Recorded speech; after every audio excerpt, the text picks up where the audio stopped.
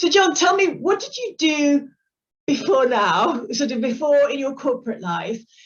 And you could have retired, I think, maybe after 55 or so. Why didn't you? And what have you been doing since? And any tips for people? Well, when I left De La Rue, I was key accounts director, so I had a good position, and I was frankly fed up with air travel. Victoria, as you all know, it wears a bit thin after a while. And so I left, and I had a year's leave of traveling and doing things I'd always wanted to do to get my mind straight after many years in corporate life.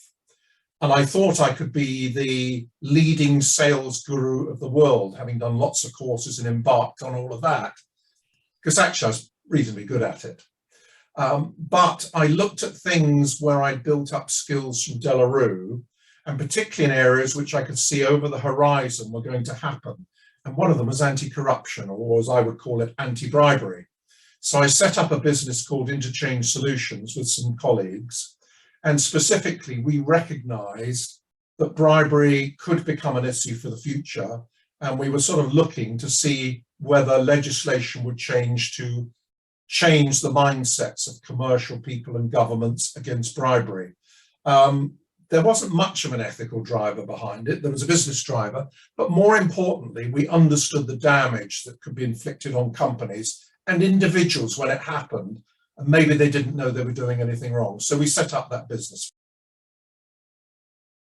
Oh, that's not in my DNA, unfortunately. Golf, I thought about, and I chucked that thought away very quickly, because chasing a little white ball down the green is nothing that attracts me in the slightest. I get bored easily, and I still get bored easily. So I wanted to do something positive, and I wanted to use the skills of international business, convert those skills into something that time in 2006, no one else was really doing except the law firms.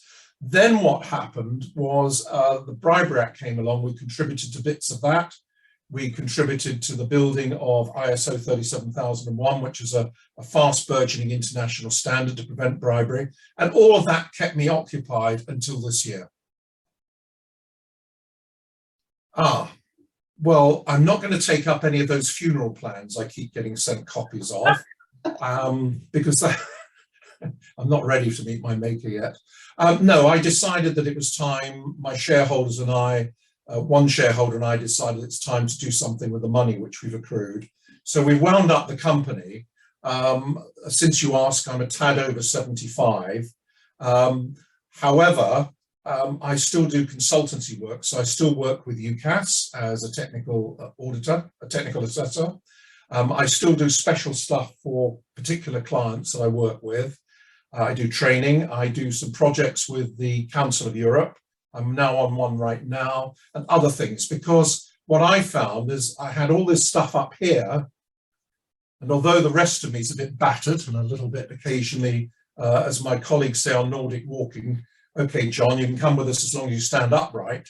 I've got plenty to do, and plenty of people seem to want what I have. So I've converted that into a little bit of an income stream, but without having to run a company anymore, which is quite a relief. Whether I shall ever pick up those clubs and smash that little white ball around the golf course, forget it. It's not going to happen. Yeah, well, my wife's Ukrainian, and so is half my family. Some of the cousins are fighting in Ukraine, and other people have managed to get out, or they're hunkered down in some pretty brutal parts of Ukraine. My wife's raised a significant sum of money for battle first aid kits, which are now streaming out through a supply chain, otherwise called Ukraine's Invisible Army. And I've been ferrying some medical kits of companies which have spare stuff or out of date stuff, and then we take it to the distribution center. I won't say where it is.